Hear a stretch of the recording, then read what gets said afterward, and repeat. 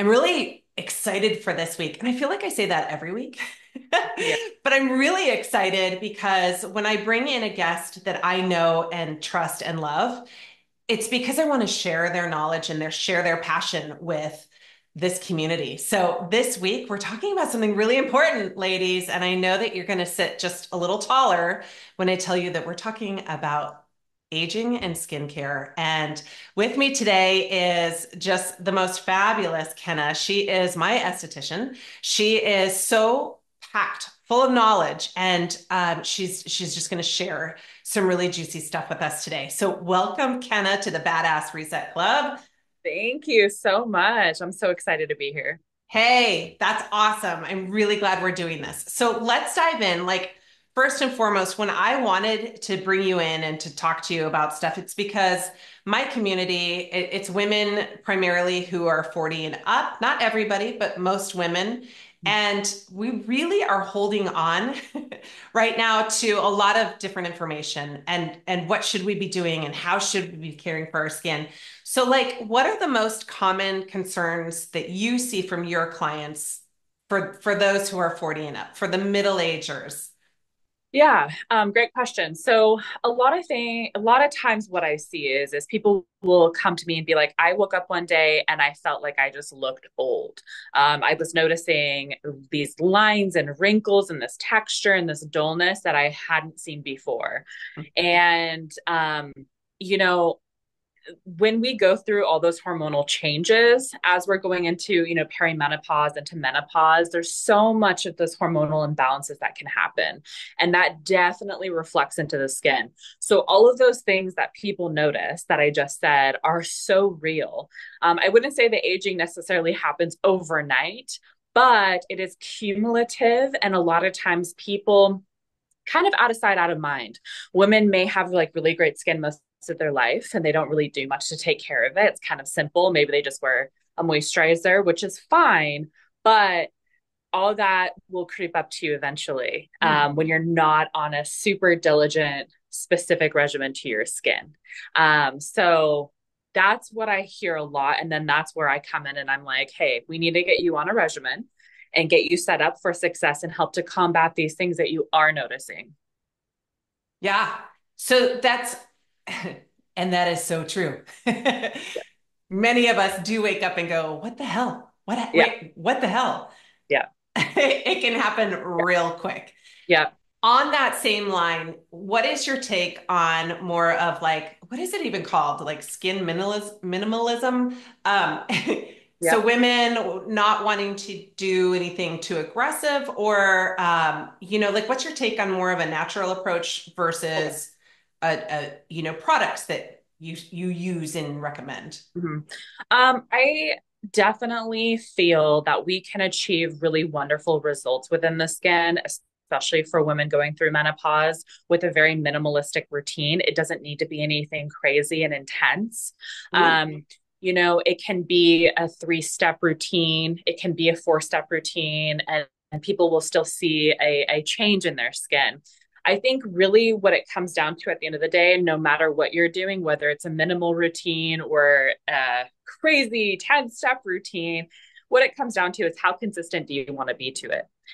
Do you want to use this routine both daytime and nighttime and forever? It's a life. I always say taking care of your skin is a lifestyle, just like it is, taking care of your health. It is a lifestyle. It is comprehensive, Mhm.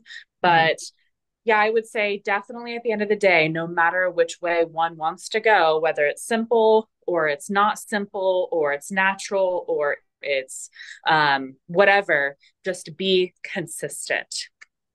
Okay. Yeah. So I feel like from a personal note, thinking about that, there's women that I work with who for many years have been taking excellent care of their skin. Uh-huh. They've been seeing their esthetician, they've been using products religiously. Mhm. They will do Botox. They're doing all the things. Yeah. And for a long time, I was the one who was like, no, I'm just going to use my jojoba oil and some essential Yeah. oils and I'm good. Yeah. And for me, like I saw all the red blotches and the wrinkles and the dull skin and I thought, okay, so maybe the natural stuff isn't going to do it for me. Right. I mean, how would we know? Like what, like, Right. Well, and that's where I come back to like intentions. Like, Mm, why are we using that product? Why are we using those products on that particular person? So, intentional, because you can grab and go. You can grab this and that and the other. That sounds wonderful. Or maybe you read it in a magazine or online.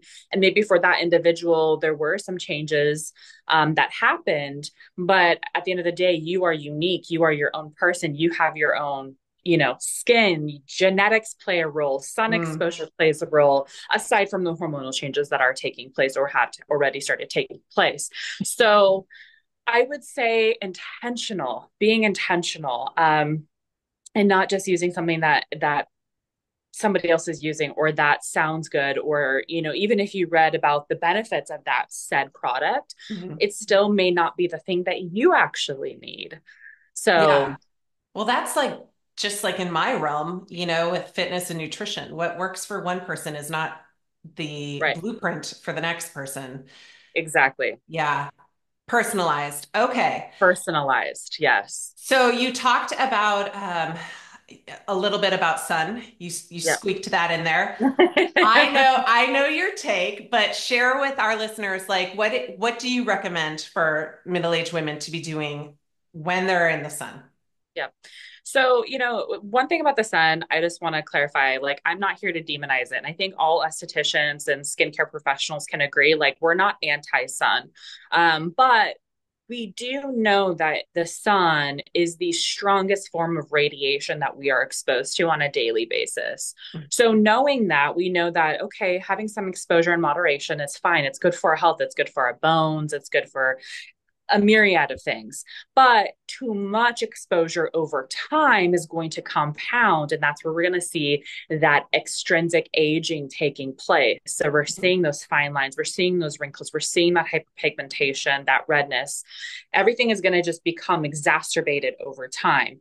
So, with that being said, we can control what we can control, and that is trying to minimize our sun exposure first and foremost. And secondly, wearing sunscreen. That's something that's just so easy to use every Mhm. single day. And if you can commit to applying sunscreen, even if you live like where we live in the Pacific Northwest, where even days seem really gloomy and gray, still just getting in the habit of applying that sunscreen Mhm. in the morning, even if you only reapply or if you only apply it once and don't reapply it throughout the day, that's still better than nothing. That's giving you that extra shield against that radiation to really help protect your wonderful collagen, elastin, and also help mitigate future hyperpigmentation from forming. You'll also notice an improvement in your barrier function because that's a whole nother thing that UV radiation degrades in the skin. So when you have an impaired barrier, your skin is going to feel maybe more tight, more dry, more sensitive. So by simply just applying sunscreen in your regular day-to-day routine, you're also going to notice an improvement in that too. Aha. I Yeah. am someone who is really sensitive to facial sunscreens. Yeah. If I put on a regular sunscreen on my face, like Uh-huh. last weekend, I forgot my special face sunscreen and I was hiking in the Grand Canyon. So just a little Oh, bit of sun exposure. I yeah. did have a hat on, but Good. I put on the regular and I will get severe breakouts if I put regular sunscreen on my face. Do you know why that is? So, not every formulation is created equal. So, you may have like 10 different brands that have a sunscreen, and every sunscreen is going to feel different. Mm. It's going to maybe either improve your skin or it's going to, like what happened to you, make you break out, irritate your skin, or in some cases, lead to atopic dermatitis. Ah, So, no formulation is created equal, and that's one thing I really preach to my clients all the time is just because it says sunscreen doesn't mean it's going to be the best sunscreen for you. So okay. not every formula is non-comedogenic. So non-comedogenic, what that means is it's not going to break you out. So it Mm. doesn't have any pore clogging ingredients in the treatment or in the formula. So you just want to be aware of that too. So if you are someone who is prone to breakouts, you want to make sure you look for that word non-comedogenic. Okay. Now, I know this is going to be complicated. This is going to complicate things, but Sometimes you can put something on that is non-comedogenic and it still might give you an irritation. So you also have to keep that in mind too. But typically you're safer by looking for something that does say non-comedogenic. Now, some people do have a sensitivity to different types of ingredients of sunscreen, Mm. whether they're inorganic or organic filters. So organic filters would include like avobenzone, oxytolate.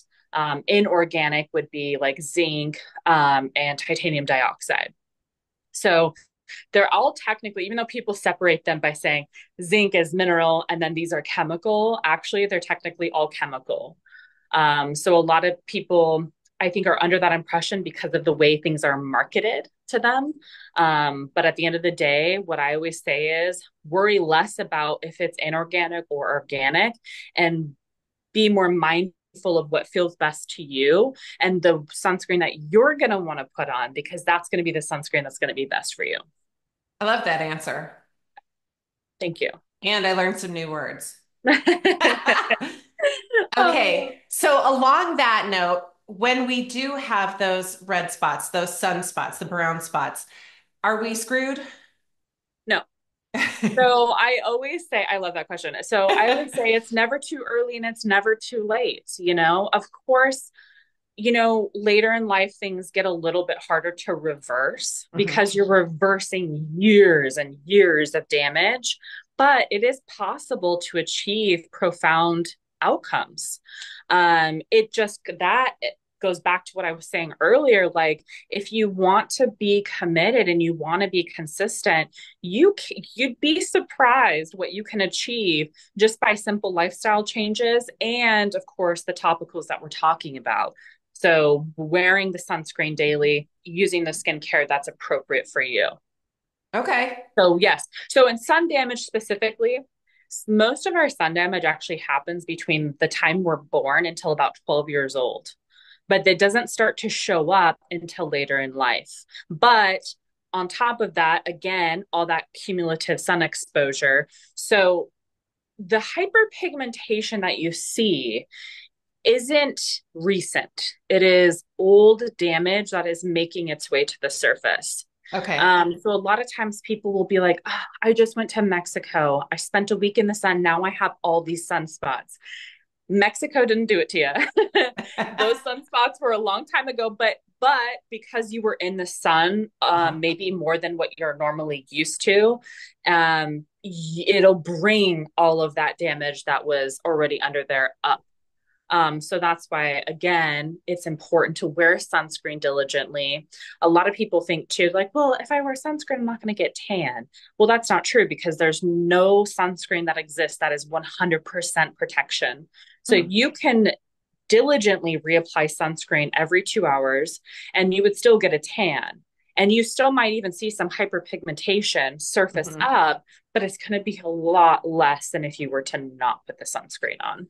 Sure. Yeah. Okay.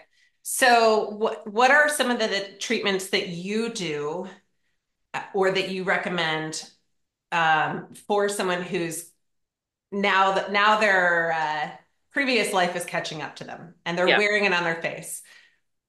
Yeah. What can we do? So, I mean, there's definitely quite a bit of different treatments that you can do. There's non-invasive treatments and there's invasive treatments. So, for me personally, in my practice, I offer non-invasive. So, my treatment protocol definitely would consist of like chemical peels, and chemical peels are such a great way to achieve those results. And it's a controlled wounding process of the skin. So we are creating a response in the skin so that way we can help shed the dead skin layers and also help to kind of like what I say is like reprogram the skin and reduce that visible sun damage, whether that be hyperpigmentation, fine lines, wrinkles, textures. So chemical peels is by far definitely one of my favorites at achieving that. Mhm. I also offer LED therapy that can be done both in the treatment room and at home. LED therapy is a really easy way of helping to stimulate your collagen, also healing the skin at a cellular level without being invasive, of course. Okay. And then I also love like microneedling and mesotherapy. And what I mean by mesotherapy, actually, let me clarify, because mesotherapy is traditionally using needles, but the mesotherapy that I use is a non-invasive technology. It's a sound energy, which creates channels, microchannels in the skin, which allow us to essentially penetrate the serum much deeper and stimulate collagen, achieve the result as far as reducing that pigmentation, breaking up that pigmentation, and it also utilizes cryotherapy. And cryotherapy is also really anti-inflammatory. So anytime we're doing anything that is anti-inflammatory, that's going to have a really beautiful effect on the skin and achieve more glowy, even skin texture.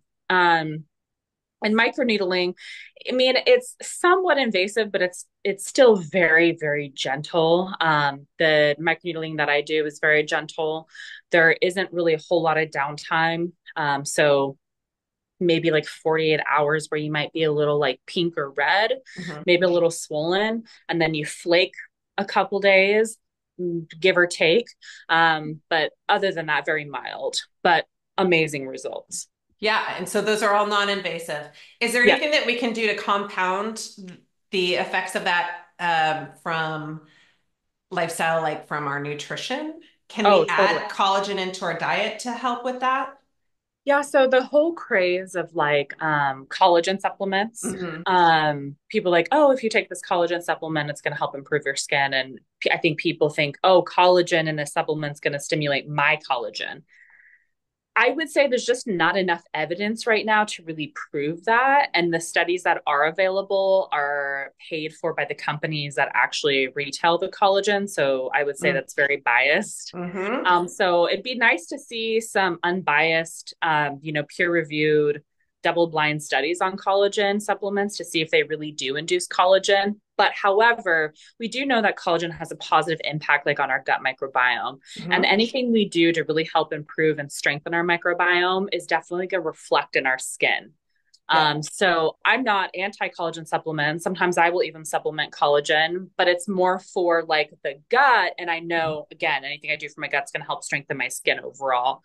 Um, and like antioxidants, like eating your antioxidants, fruits, veggies, supplementing antioxidants, that's always going to be really good too, because you're helping to soften the blow of that oxidative stress Hmm. that's happening both internally and externally.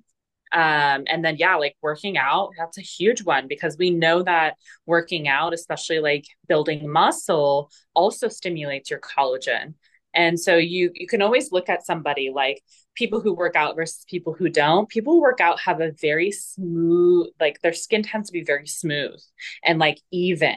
As far as like, I'm talking more like the underlying structure. I'm not talking about the actual like top layer of the skin, but like underneath Okay. versus somebody who doesn't. Because people have muscle, you have more like, I kind of think of it as like a structure, like a foundation, or like the stilts underneath a house. Hmm. So it gives you that support, which you'll see in those people too, less like wrinkles and rippling in the skin. Okay. So that's, yeah. So lifting weights, what you're putting in your body, supplementation when needed is Hmm. absolutely going to affect the skin in a positive way. Well, you're talking my love language.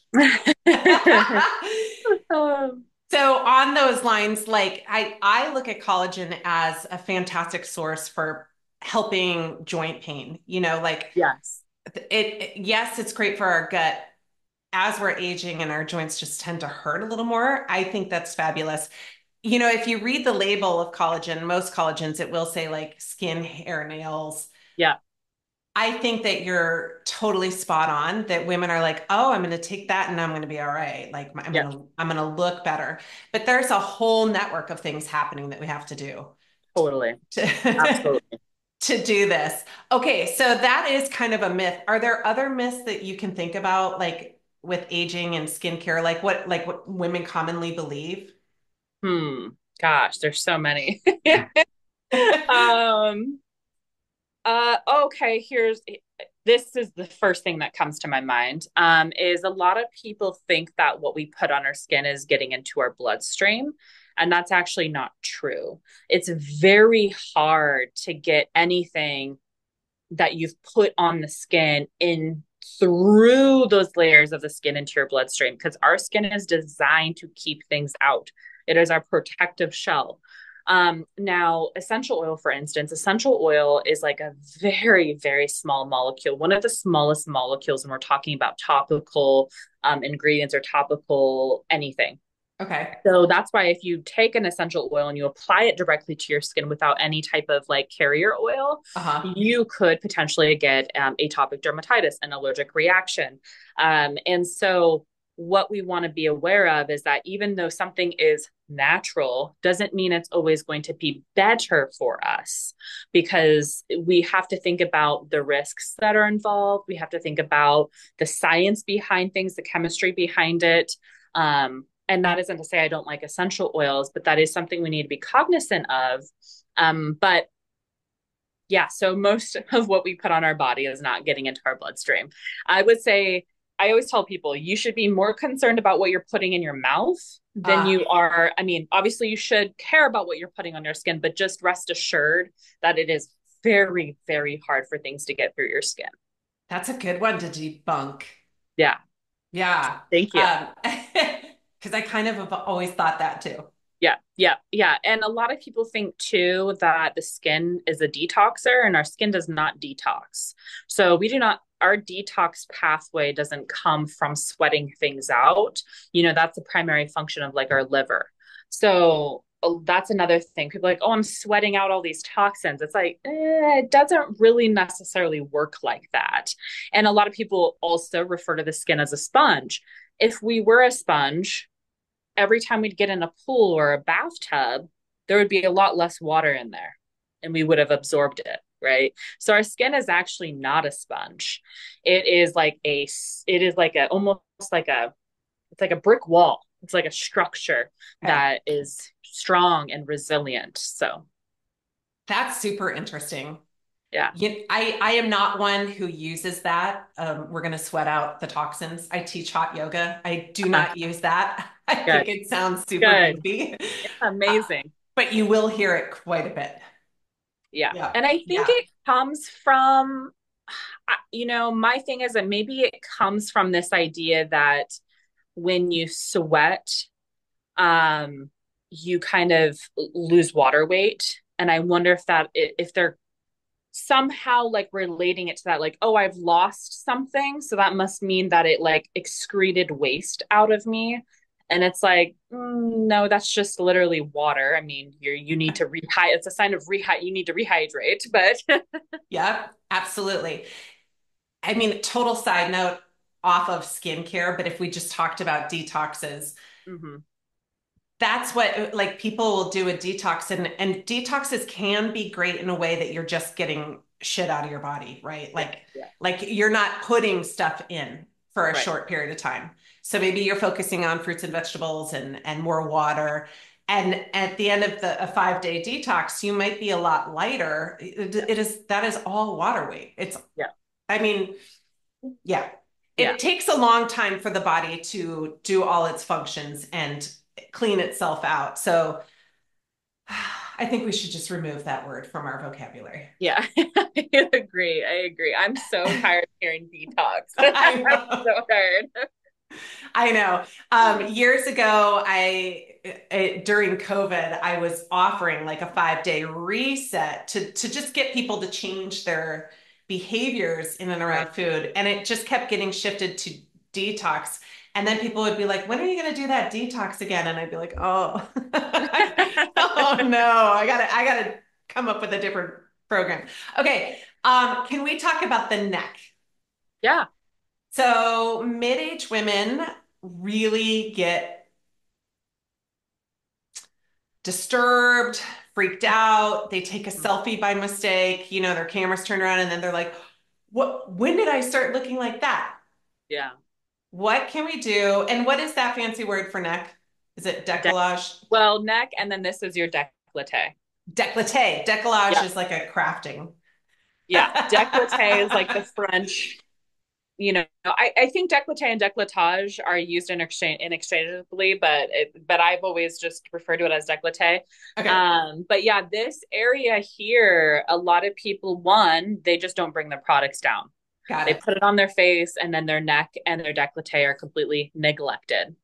As I always say, don't neglect the neck. So, Ah, and then this area, the neck especially, is a very thin skin compared to our face.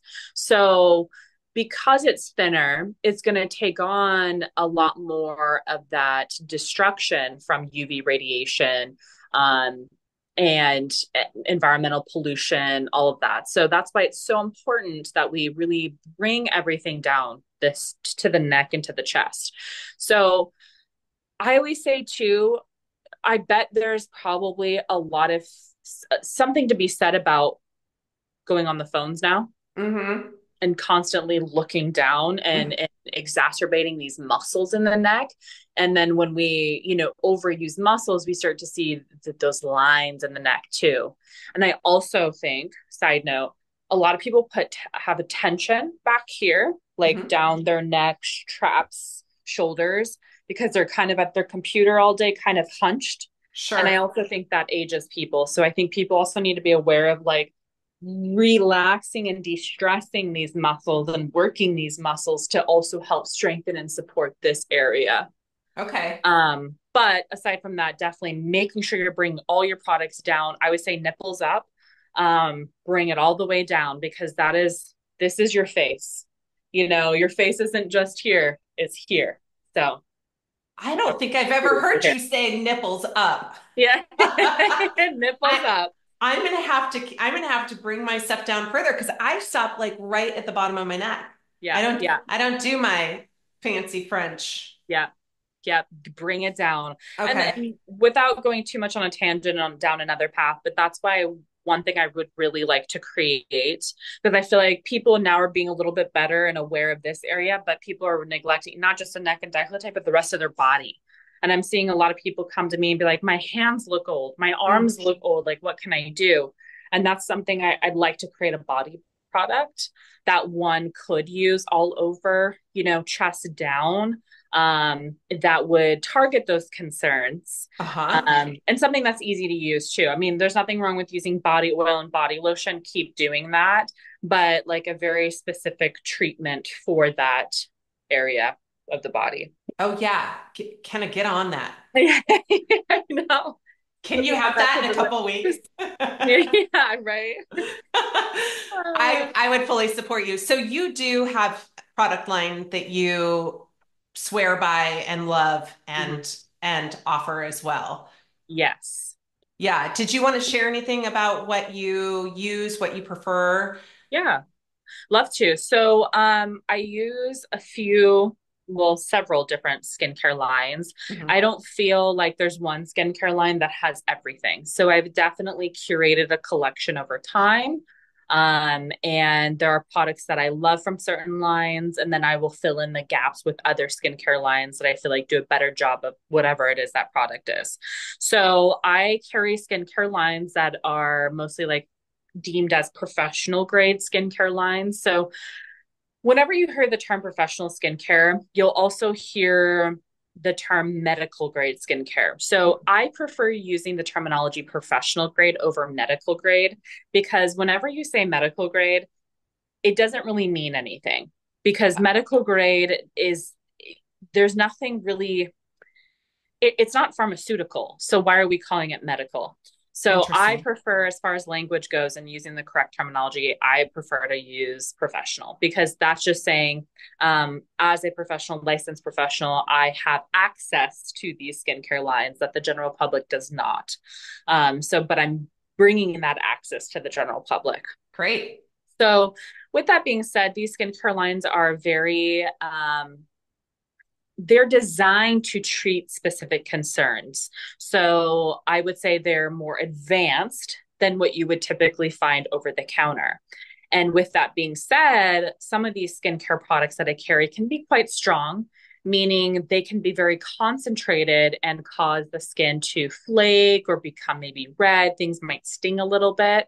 And that's why I think it's so important to have an expert in your corner to walk you through what to expect, what is normal versus what's not normal. Mm-hmm. Especially like with a retinoid. A lot of times people don't know that when you start incorporating a retinoid, your skin is going to go through a process that is not very fun typically. So it's going to include that flakiness, that dryness, that tightness, that stinging that you wouldn't normally experience otherwise. But Mm-hmm. as an esthetician, I'm here to be like, okay, yeah, that's all normal. Expect to go through that for a few weeks. Your skin will acclimate to that. And then all of those side effects will eventually subside. But if you're just a regular consumer out there going to Sephora, Ulta, and you're buying something that's strong like that, and you start using it and you start experiencing those side effects, how would you know that's normal? For And sure. so then that turns people off, right? They're like, ooh, that's not a good product because I experienced this thing and I don't just didn't seem right. Mm-hmm. So that's where I think it is so important if people can um, establish a relationship with a skincare professional who can really help guide them of not just what to expect, but also like a skincare regimen that is going to be best for them. But my skincare lines, without going too much on a tangent there, my skincare lines are all very, I would say, intentional. So I that's something that's really important to me, and it's something that I include in all of my clients. Is I really try to get them set up with a regimen because I feel like getting them set up with that is really going to set them up for success, Mm-hmm. and that's also going to help maximize their results too from the facials that they do get. So Perfect. Are you seeing people just in person?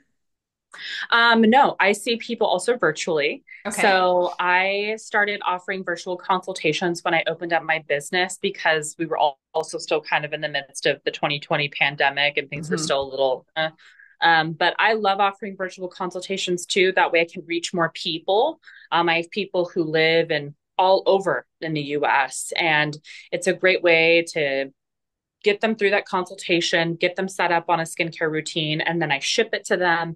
And then they just text me as they need to replenish. Mm-hmm. Or I also am like, hey, text me anytime if you have any questions. Or we all know that skin's going to change too. So there might be some things in the skincare routine that we might want to adjust or modify.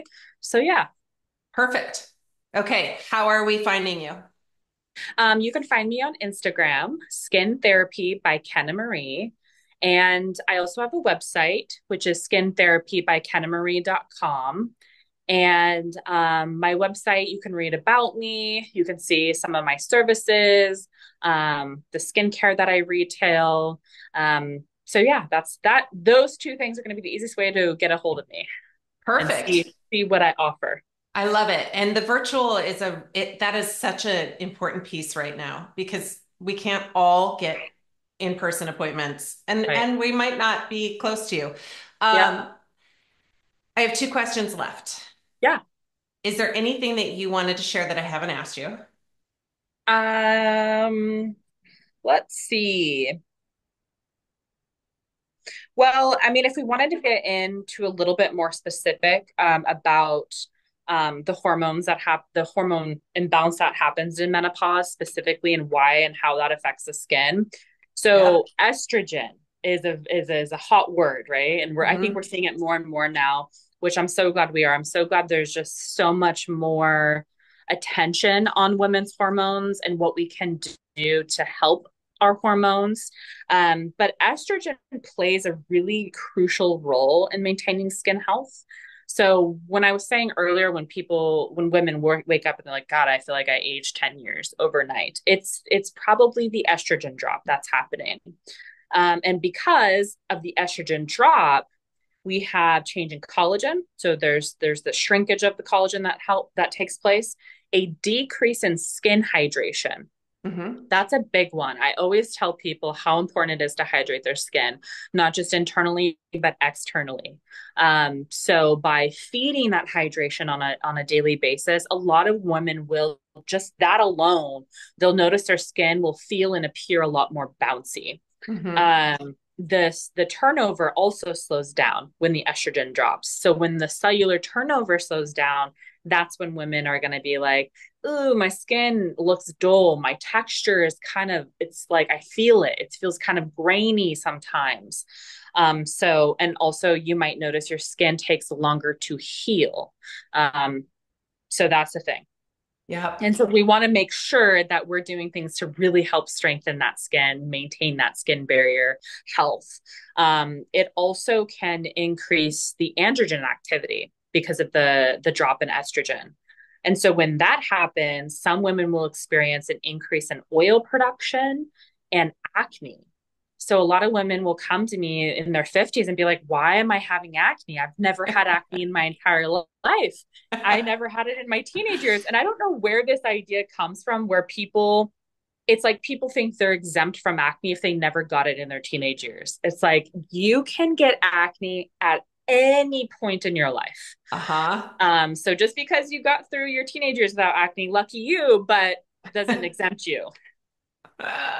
And that can also mean too just an overall sensitivity and more sensitive skin. I'll hear that a lot too from women, like, oh, my skin is just really sensitive. And while to some degree it might be sensitive, it also might truly just be sensitized, which means you either haven't been using the appropriate products for your skin, or you've been using something that's been stripping your skin, which is increasing that sensitivity. Mm-hmm. Okay. Um, so yeah, You that's know, that's when really we look at estrogen in younger women, uh-huh. like you can see when you look at a younger woman and an older woman side by side, you can see what happens just in the face. Like the younger women have a little bit more, their skin's a little more supple, their cheeks are maybe a little bit thicker, their lips are a little more full, their hair Yeah, is, it's got more volume. And then as women age, they tend to get a little more sallow. So their face gets thinner and they're losing all of that. Like there's a look of a yeah, younger person from having all that estrogen. yes, It seems unfair in a sense, but yeah, a younger woman just has that more youthful look, and that is the hormone. yeah. So